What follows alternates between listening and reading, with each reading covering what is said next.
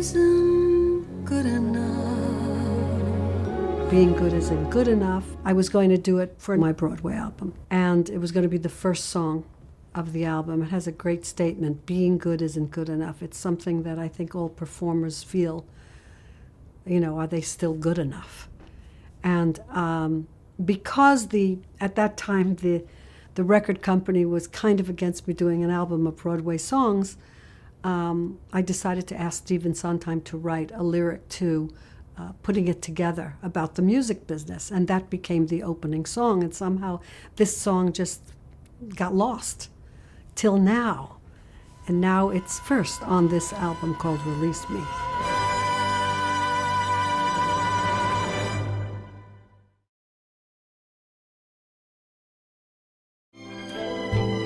This time we almost made it to the moon, didn't we, love? I love the song, Didn't We? I remember Klaus Ogerman did this wonderful arrangement, and I loved singing it. When I was out of town, I would sing it. And then I sang it at the Forum, I believe, for George McGovern, a fundraiser. I also sang it on the David Frost Show, which was never released and will be on my new DVD, which is called My Life in Words and Music. And we have permission to put that show on, and I liked the way I did it there. But the reason I didn't release it then, didn't we, it's sort of, I needed a couple more takes. We had one take at the end of a session, running out of time. We did one take, and, you know, it wasn't the best I didn't think I could do, but I didn't have time. Listening to it again, I thought, it's not bad, it's pretty good, you know?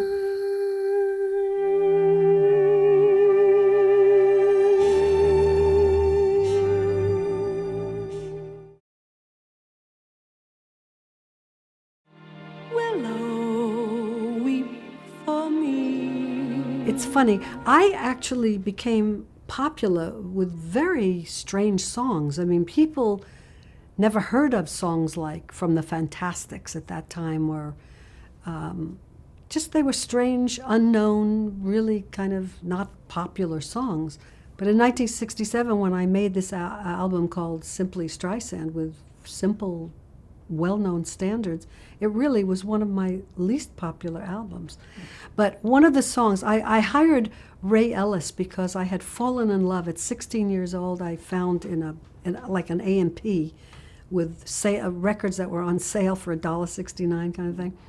There was this album called Lady in Satin, Billie Holiday, and my God, I just loved that album, played it to death, and I saw that Ray Ellis, you know, arranged the songs for her, and I thought, boy, if it's good enough for Billie Holiday, it's sure good enough for me.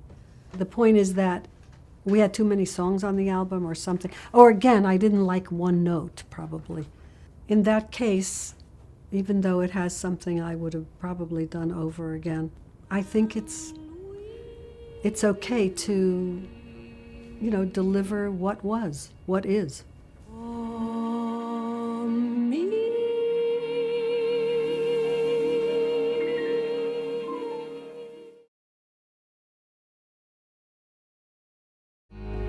Try to win a friend. Try to win a friend. It was interesting because I had to learn how to play the guitar for A Star Is Born, which, funny enough, I ended up cutting out of the film. A year working, but it's the way I wrote Evergreen, so I'm happy about that. I remember meeting and having Larry Gatlin, come over to my house. It was such a thrill to have him play it.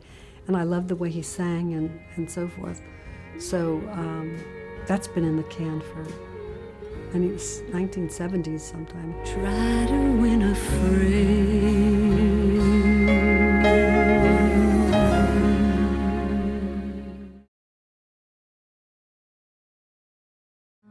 And I think it's going to rain today. In the 70s, I also did a lot of things with Richard Perry, And it was sort of in my period of trying to be more contemporary, shall we say. And so I met a lot of writers that were around at the time, one of them being Randy Newman, who was so gifted. I don't know if he was that well known at the time, but I'm not quite sure. But that was fun. I loved his song, I Think It's Going to Rain Today. I remember him coming to my apartment, and we sort of went over it a couple of times, and then we just recorded it very simply, just me and Randy on the piano. That was nice.